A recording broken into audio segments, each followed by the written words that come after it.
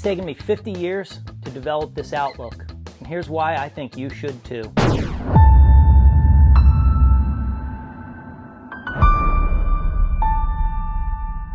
Hi folks, my name's Chris Solomay, and on this channel I help people with personal and career development. If you like that type of stuff, subscribe.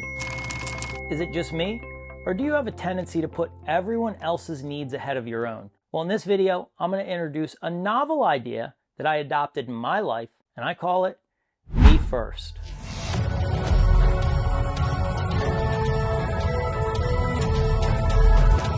So, why me first? Well, I've recently had multiple friends and even family members tell me that they feel like they've spent most of their lives putting everybody else's needs in front of them, and that they feel like they're living on a hamster wheel.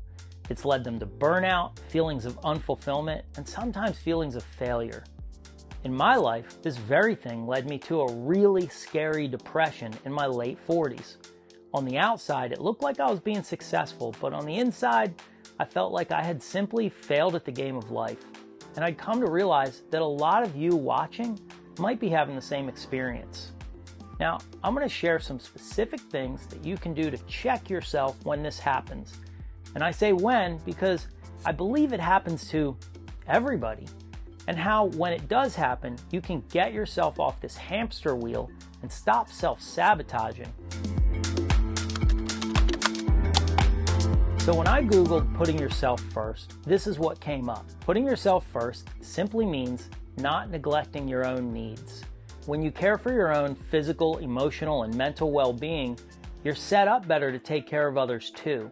To get started, you have to be kind to yourself. Then set healthy boundaries, take care of your well-being, and make time to do some of the things that you love. Now, I want to make it clear here, I'm not talking about pure selfishness. What I am talking about is discovering and practicing your negotiables and non-negotiables. These are two terms you might not have heard, so let me break it down for you. A non-negotiable is understanding through self-discovery places where you cannot be flexible. To put it plainly here, some activities or actions are simply detrimental to your health and well-being. There are other times when a non-negotiable just moves you away from your goals subtly enough that it looks harmless. But over time, this just compounds. Sometimes you don't even want to admit you're doing these activities. That's why I call taking part in non-negotiables dangerous for you, your health, and your happiness. Now, negotiables are a little bit different because these are activities that you may not want to participate in, but you probably should. Or that's an area maybe where you can be a little bit more flexible. Now, if you're in a relationship, you know what I'm talking about here, because there are times you need to be flexible. And this is just the reality that when we relate to the world and there are relationships that we want to keep, there are times we have to do things that we don't necessarily love, but they do support the people around us. And so they make your life better in the long term. Now, once you know your negotiables and your non-negotiables, then you have to start to find ways to put these things into practice and protect yourself at all costs. And I do mean all costs. That said, I checked out this article written by certified life coach Sydney Axelrod. She shared 13 anecdotes, many of which I've tried over the years, but there were 3 that literally stood out to me personally and gave me consistent long-term positive effects. I'll share those and the link to the article below. By the way, I don't know Sydney, and I'm not affiliated or paid by sharing her link in any way. I just did it because I found her article useful. It should also be said that I'm not a certified life coach or a medical professional in any sort. I'm just an old guy sharing 50 years of life experience. Okay, so let's get into my top 3 practices for putting yourself first. And by the way, there's a bonus strategy that I saved to the end, so you're going to want to stick around for that.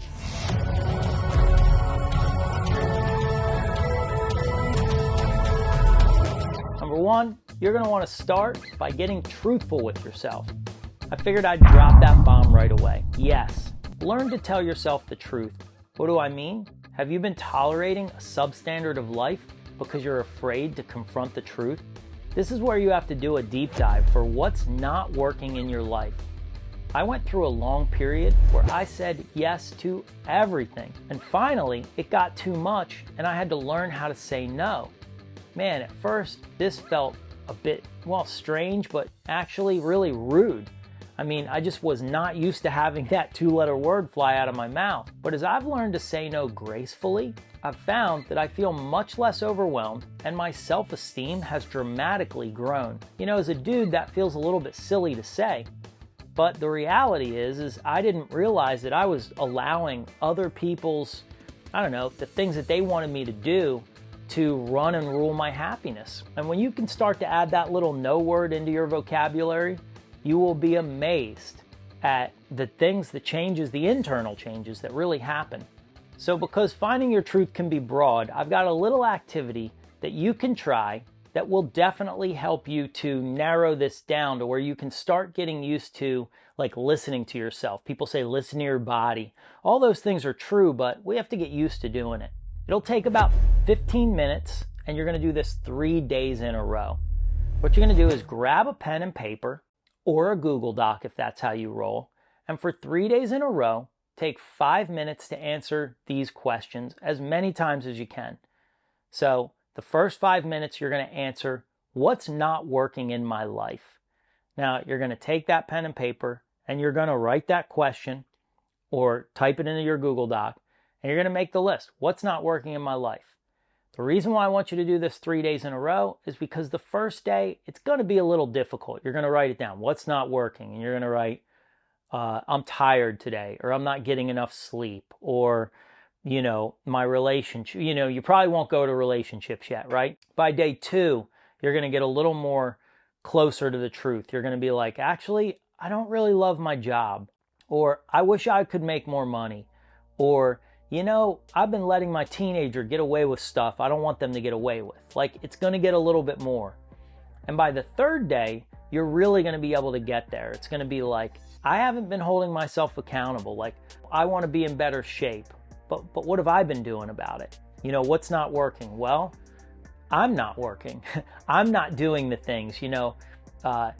I'm doing activities that I don't want to be participating in. I'm saying yes to events, or I'm saying yes to people when they ask me to do things. And really, the answer is no. So that's why I want you to do this 3 days in a row. Now, you might find it useful to do it 4 days, 5 days, 6 days in a row. For a while, I keep a food journal and I'm writing in it every day. So this could be an ongoing process, or you could just do it for the 3 days if that works for you. The next 5 minutes, you're going to answer this question. What do I want more of in my life? Now, this one also will go through that same process. At first, what do I want more of? Well, of course, we all want more money. Of course, we all want more time. But what do you really want more of in your life? You know, for me, again, I was in a career that for a long time I really loved, and it felt almost like guilt-ridden to say that I wasn't enjoying it. But I wanted more freedom and flexibility in my life. I wanted more control of my income again because I had owned businesses when I was young, but I started working corporate for corporations. And, you know, there's a cap there. There's a salary cap. You have to ask when you want to make more money. When you're an entrepreneur, you just work more, or you work harder, or you work smarter. You figure out another revenue avenue. So I wanted all those things back in my life. And in order to do that, I had to make a major change. I had to tell some friends of mine that I quit, you know, that I'm not going to be working with you guys anymore. And so there's a lot to this, and I found that it's not just a one-time thing. So again, minimum of 3 days in a row, but maybe this is something you'll do ongoing as I've chosen to. Okay, in your last 5 minutes, here's the kicker.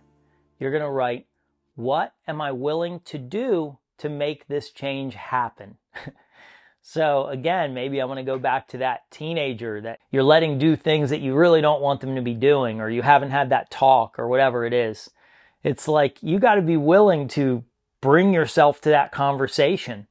Or maybe it is a career change, perhaps. You've got to be willing to start looking on Indeed, or figuring out what your core skills are to start to move in another direction, or talk to maybe your spouse about it. Like, there's actions that you need to take to start to get this ball rolling. And eventually, some of those things can be scary. Like that conversation where I called up my buddy John and I said, buddy, I'm out.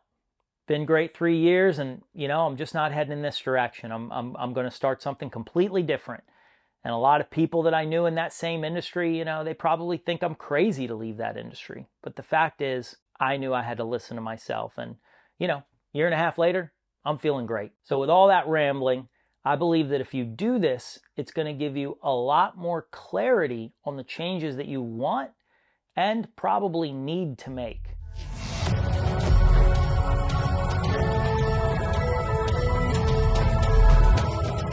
Next, I want you to think about starting a wellness practice. Now, I believe this will differ for everybody in different stages of your life. There are times, maybe some of you watching, like relaxation is necessary. Maybe you have been burning the candle like crazy and your activity, your action is like you need to find some of that peace time. On the flip side of that coin, there are times when you got to get off the couch. Some of you dudes sitting at home that have been growing these bellies watching ESPN and drinking beer because that's what the culture tells you need to do. I mean, in my mind, that's a bunch of horse shit. You got to get back out there and start throwing some steel around or join a MMA class or a jiu-jitsu class, whatever it is. Like there are times when you might need more impact. And I know, yes, ladies, you as well. But, generally speaking, like I like to see, a guy doing an impact sport, making sure that they're keeping that masculine part of them awake because, again, our society's not really in love with that right now. If you're a dude, I'm not going to suggest rosewater baths.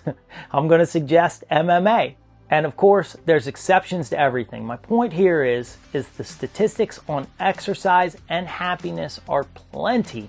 And most people, at least in the US, are simply not doing enough. I once had this great personal trainer and she used to say, it's amazing what a 1 hour walk can do for your mind. And honestly, back then, I didn't want to walk for an hour. But there came a time in my life where I needed to walk for an hour and she was absolutely right. So whatever it is, get yourself moving. Hey, if you're enjoying this video or you have a strategy for putting yourself first, I would love to hear it in comments below. And if you're liking this one, check out this video that I just did on getting out of imposter syndrome. Next, what I want to say is do your work first. So what do I mean by doing your work first? We're talking a little bit about burnout here. I've got too much going on. But if you're like most people in the US, there are certain things that you can do that move your life forward. There's some types of productivity that you have, like saying no to this so you can say yes to that. Because even though you have this huge list, you've been doing other people's lists for them at their request. I want you to stop doing that, or at least in part. I got this strategy from Alex Hormozy, where he talks about having a season of no. This meant that any activity that was a distraction for him, he put for a time on hold. This included regular family events, your cousin's wedding, happy hour with friends, anything that distracted him from his goal. So after learning that, I put that practice in my life by doing an hour and 90 minutes at the gym before I ever look at an email or respond to a text. Unless it's an emergency, of course. On days and weeks that I practice this, my life is simply better. When I fall off this schedule, and I do, because I'm certainly not perfect, life can quickly go straight back to chaos. Now I get it, you're asking, how do I get that time? Well, what I started doing was getting up 3 hours earlier than I used to. Yes, that's right. I used to get up at 8 a.m. like lots of other people that I know, and I started getting up at 5. And this just gives me that window of time that I can do those things, while the house is still asleep, before the world really gets started. That sets me up to be ahead of the game. Next is get control of your sleep patterns. This one actually completely changed my life, and I must say, because so many people that I talk with have terrible sleeping patterns, I thought this was just the way it is. And I would just have to settle for waking up in the middle of the night every night and staring at the ceiling. But it ends up, this is not the case. So what does it mean to get control of your sleeping patterns? Well, this sleep study from the National Institute of Medicine says sleep is increasingly recognized as a critical component of a healthy development and overall health. Healthy sleep comprises of many dimensions, including adequate duration, quality of time, appropriate timing, and the absence of sleep disorders. Not getting enough sleep at night is generally associated with daytime sleepiness, daytime fatigue, depressed mood, poor daytime functioning, and other health, and safety problems. In my life, there was a period that all I wanted to do was get some rest, to only find when I put my head down on the pillow, my eyes would pop open and my brain would start to work overtime. So how did I get over this? I started practicing what so many people like Dr. Andrew Huberman says, which was number 1, taking less caffeine, and in my case, I stopped the caffeine altogether. Now yes, I'm sure I'll drink coffee again in my life, but for now, I'm taking a long break from it. Number 2, not looking at digital screens, even TV, for at least an hour before you go to bed. Number 3 is sleeping in a cool room with blackout curtains. Number 4 is going to bed and waking up at the same time every day. And number 5, I added in a melatonin supplement that I cannot believe how good it works. And I used to tell people all the time, oh, crap like that doesn't work. Well, let me tell you, that will put you to sleep nicely if you don't have all those other factors going on. The study from the National Institute of Medicine also states that the amount needed does vary from person to person. So this is something that you're going to have to test on your own. So that's all I have to say about getting your sleep under control, but it has changed my productivity and my energy levels like crazy. It's allowed me to be more present for myself and the other people that I live and work around on a day-to-day basis. So I'd love to know what you do to take care of yourself and put yourself first in your life. Or are you stuck in a rut, taking care of everybody else's needs and wanting to make a shift? I'd love to hear what's going on with you in comments below. So that's all for this video on putting yourself first. If you like content like this, personal development, career development, be sure to subscribe and hit that little bell so you never miss when I post every Friday.